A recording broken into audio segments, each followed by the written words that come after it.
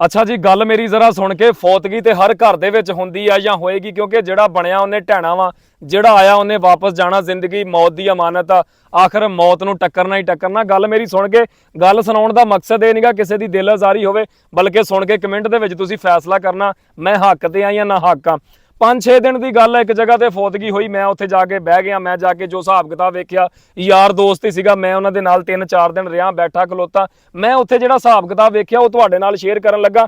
ते मेरा ख्याल आ हर खानदान दे विच इदां ही हुंदा कि मुंडे जवान, उन्हां दा प्यो फौत हो गया, ते हुण जिहड़े उन्हां दे चाचे ताए ना, वो आण के फूड़ी दे उत्ते बह गए जी, फलानी शै मंगवा लो, ढमकानी शै मंगवा लो। यार चाह नहीं आई, मेरे मूँह चों गलती दे नाल उन्हां दा नां निकल चलिया सी, नां नहीं उन्हां दा लैना चाहना। यार चाह मंगवा लो, बिस्कुट मंगवा लो, साडा यार MNA आ रहा, उन्हें आ काले बिस्कुट नहीं खाने, चिट्टे बिस्कुट मंगवा लो। ओ यार MNA इत्थे फौतगी दा अफसोस करन आ रहा वा या चाह पानी पीण आ रहा? आपदे घरों पी के आवे, उन्होंने घरों चाह पानी नहीं लभदा, आए तुसीं इत्थे अफसोस करना, तुहाडीआं डिमांडां नहीं मुक रहीआं।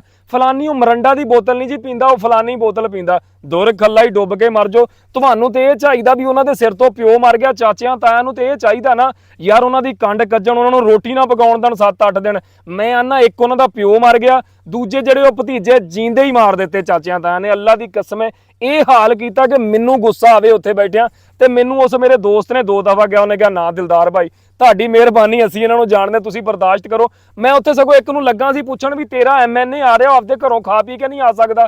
यार थोड़ा जिहा ख्याल करिया करो, जदों किसी दा कोई टुर जांदा ना, खास तौर ते जदों किसी दा प्यो टुर जांदा ना, उहनूं पुछ के वेख ਉਹਦੇ अंदर किन्नी तकलीफ आ। ਤੁਹਾਨੂੰ बिस्कुट सुझण दे, चावां सुझण दईआं, ਤੇ ਅੱਗੋਂ ਫਿਰ ਮੇਨ ਚੀਜ਼ ਦੇਖੋ ਯਾਰ, ਚਾਚੇ ਤਾਇਆ ਨਾਲ ਸਾਰਿਆਂ ਦੇ ਘਰ ਆ, ਹੱਕ ਤੇ ਬਣਦਾ ਨਾ ਉਹਨਾਂ ਦੇ ਘਰੋਂ ਜੋ ਵੀ ਮਹਿਮਾਨ ਆਵੇ ਰੋਟੀ ਪਾਣੀ ਖਾ ਕੇ ਜਾਵੇ। ਕੁਛ ਖੁਦਾ ਦਾ ਖੌਫ ਕਰਿਆ ਕਰੋ। ਇੱਕ ਤੇ ਮਰ ਜਾਂਦਾ ਸਿਰ ਦਾ ਸਾਈਂ, ਤੇ ਦੂਜੇ ਜਿਹੜੇ ਆ ਤੁਸੀਂ ਜੀਂਦੇ ਹੀ ਮਾਰ ਦਿੰਨੇ ਆ। ਪਰ ਇੱਕ ਗੱਲ ਮੇਰੀ ਜ਼ਿਹਨ 'ਚ ਰੱਖਿਓ, ਜਿੰਨਾ ਚਿਰ ਉਹ ਜ਼ਾਤ ਨਾ ਚਾਵੇ ਕੋਈ ਮਰ ਨਹੀਂ ਸਕਦਾ। ਇਹ ਮੇਰੀ ਵੀਡੀਓ ਨੂੰ ਤੁਸੀਂ ਸ਼ੇਅਰ ਕਰਨਾ, ਹੋ ਸਕਦਾ ਵੀਡੀਓ ਸੁਣਨ ਦੇ ਨਾਲ ਕੋਈ ਇੱਕ ਬੰਦਾ, ਕੋਈ ਇੱਕ ਖਾਨਦਾਨ, ਕੋਈ ਇੱਕ ਨਸਲ ਹੀ ਸੁਧਰ ਜਾਵੇ। ਅੱਲਾਹ ਪਾਕ ਤੁਹਾਨੂੰ ਹਦਾਇਤ ਦੇਵੇ। 2-4 ਦਿਨ ਕਿਸੇ ਦੇ ਉੱਪਰ ਖਰਚਾ ਕਰਨ ਦੇ ਨਾਲ ਰਿਜ਼ਕ ਘਟਦਾ ਨਹੀਂਗਾ, ਬਲਕਿ ਉਹ ਜ਼ਾਤ ਰਿਜ਼ਕ ਵਧਾਉਂਦੀ ਆ।